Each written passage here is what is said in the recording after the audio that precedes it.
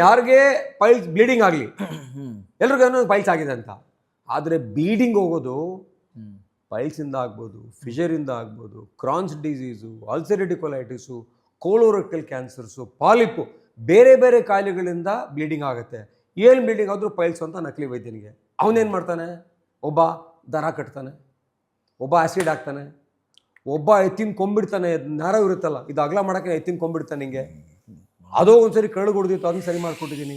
ಎಲ್ಲೋ ತುಮಕೂರದ್ದು ಒಬ್ಬ ಇದ್ದಾನೆ sir, ring ಹಾಕ್ತಾನೆ ಅವನು, ಸಿಲ್ವರ್ ರಿಂಗು. ಆ ರಿಂಗ್ ಹಾಕೊಂಡು ತೊಳ್ಕೊಂಡ್ರೆ ಪೈಲ್ಸ್ 3 ತಿಂಗಳು ವಾಸಿ ಆಗುತ್ತೆ ಅಂತೆ. ಇನ್ನೊಬ್ಬ ಶಿವಮೊಗ್ಗದ ಪಾಂಡು ಅಂತೆ, ಪೈಲ್ಸ್ ಪಾಂಡು, ಅವನು ರಿಂಗ್ ಹಾಕ್ತಾನಂತೆ.